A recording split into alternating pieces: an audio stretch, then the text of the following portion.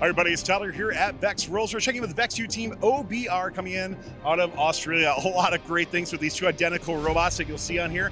A couple things to really highlight. Their railgun system, really cool. I mean, this is not just an aesthetically pleasing robot, but a lot of great functionality with this well too. You're gonna learn a really cool secret on this robot that since this won't air until after VEX Rolls, will show up a bit well too underneath their chassis. You're gonna have to really pay attention to that as well. But 10 motor drivetrain with that, we detailing some other great features that go into this robot. So let's learn more about them coming up here on Pits and Parts.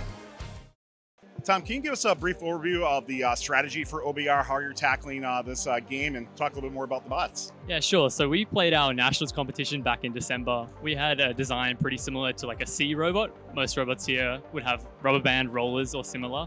One issue we found with that was that the scoring at the end was quite slow coming out, but also the rubber bands wore out a lot. So we've adopted basically a hybrid of a lever robot and a C robot. So we have both a front back intake, a railgun for scoring blocks, 4 blocks at a time very quickly. We noticed that the control zones only really need 4 blocks at a time to score. So we opted for a quick score in a burst of 4 blocks. I'm going to hand over to Michael to talk about our chassis.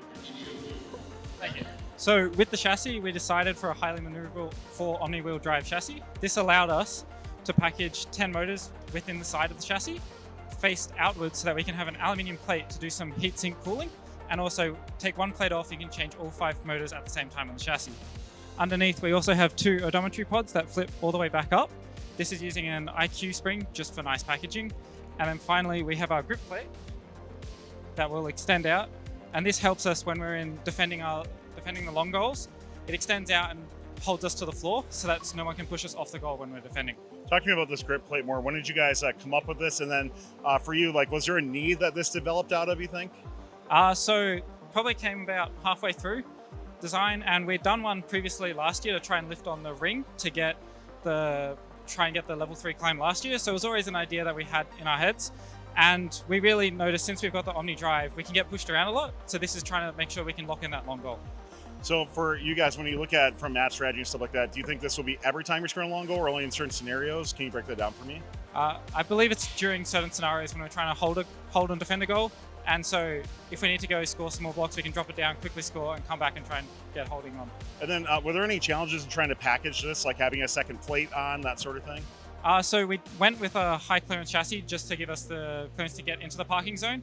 And given how we designed it with the sandwich plate construction, it allowed us a little bit of gaps. So then we CNC'd our billet plate to be 2 mil thick, just so it can package up really nice and tight and not affect our ground clearance.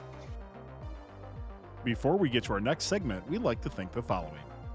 The Robotics Education and Competition Foundation provides fantastic programs for students from elementary school all the way through college. These include VEX, aerial drone competition, online challenges, JROTC, drill-powered, scholarships, certifications, and so much more. To discover these exciting opportunities, visit recf.org and get connected.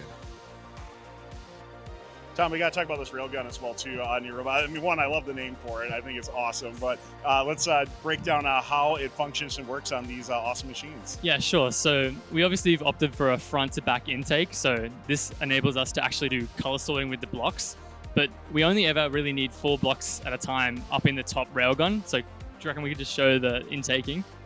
So once we have the blocks, we can intake a large mass from the corner. So we don't actually need to filter it. So red blocks can go up from the back, but also from the front. If we were to put a blue block in, we can show that it'll just come out the back. So it allows us to be careless kind of when we're intaking from a large group of blocks, and it just will filter out the incorrect color. So then when we got the 4 blocks up in the railgun, we can intake some more here. You can see them filtering up in the top. But we obviously realized we need to score very quickly, because once you're aligned on the long goal, you don't have very long before another team will come and push you. So when we score, it comes out in a very quick burst, as you'll see, and resets, and then allows the next 4. So we could hold up to 8 blocks in a time and have 2 bursts of 4 when we're scoring. Also on the intake, we use these custom silicon wheels here. So one thing we learned from nationals was that rubber band rollers often break. So by molding these custom silicon wheels, we found that they actually provide better grip on the blocks and don't break. So we have our full pass-through system there. And then once the blocks are up to the top, the railgun can tilt up as well. So once we tilt the railgun up, we can do the high and the mid goal. The burst works the same for the 4. But we can have a look inside here. This is how the railgun works. So we have 2 motors powering a string pulley mechanism that pulls the carriage backward and forwards.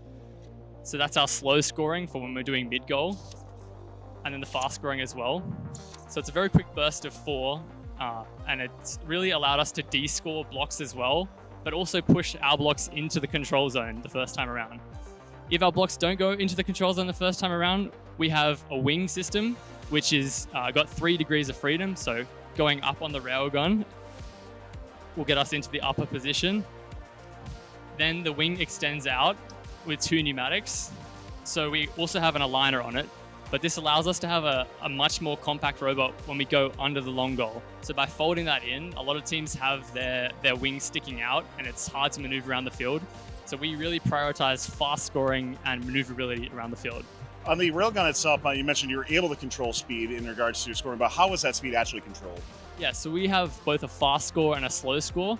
So essentially, if there's no blocks in the mid goal, we'll use the slow score to gently push our ones in. But if there's already blocks to the other team, we'll use the extra speed to push the incorrect blocks out for our own ones. In regards to the speed control itself, how is that actually being controlled? Might hand over to Ben for that.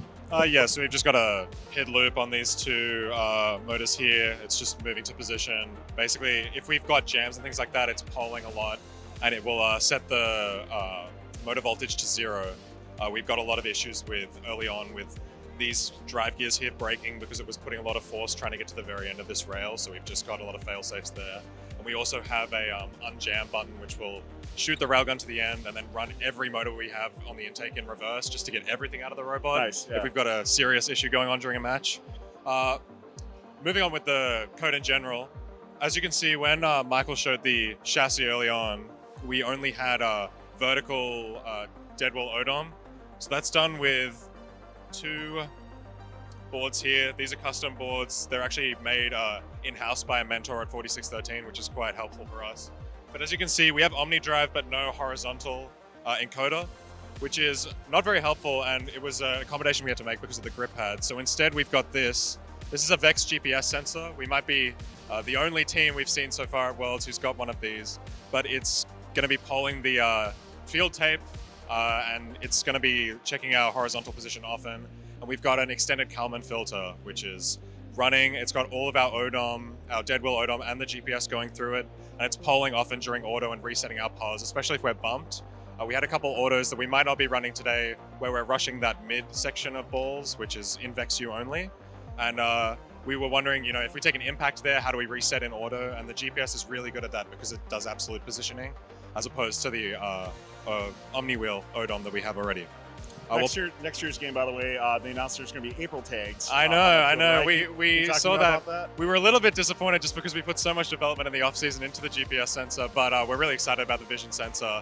It's going to get rid of a lot of headaches. Like this sensor, we might do a little bit of a manifesto or something because we've really looked into it more than I don't think any team ever has this season to really get it to work. And there are definitely some use cases where it's really, really helpful, especially if you're trying to reset quickly or you take a really big hit during auto or you can't see an April tag perhaps, but I think the vision sensor is going to change a lot of things next season. So we are really excited. Now, I think. Yeah. It'll be a lot more similar to FRC, which is our background, which might be helpful. Sure. We'll pass on to Oscar. We've got a little extra gimmick for you guys. All right. So in the last season, we noticed that all of our motors would overheat a lot, and it was a pain to get the fan cooling them all the time between matches and stuff. So we thought, why not just add it to the robot card? So we've just got 4 big PC fans and just a Milwaukee battery. We just turn it on.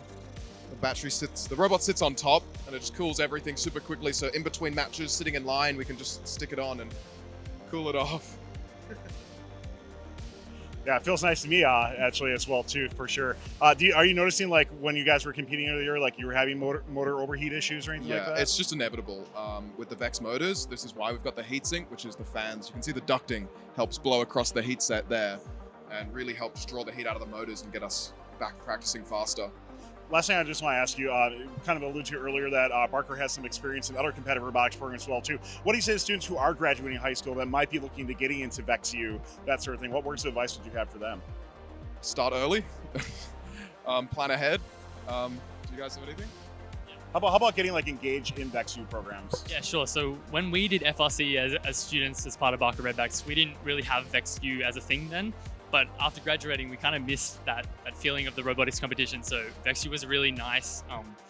It allowed us to keep the same custom elements that we did in FRC and really extend that. But it's also fun to stay as friends beyond the team in high school. Yeah. Well, this is an impressive set of robots here. So OBR, we can't wait to see how you do here, of course, at the Vex World Championships for VexU. And really appreciate you taking time to tell us more about it. A lot of great things that I think any teams and any programs can learn a lot from. So thank you so much, and good luck the rest of the way. Thank you very much. Thanks for watching. Don't forget to like, subscribe, and click the bell to stay up to date on future fun videos. The Robotics Education and Competition Foundation provides fantastic programs for students from elementary school all the way through college. These include VEX, Aerial Drone Competition, Online Challenges, JROTC, Girl Powered, scholarships, certifications, and so much more. To discover these exciting opportunities, visit recf.org and get connected.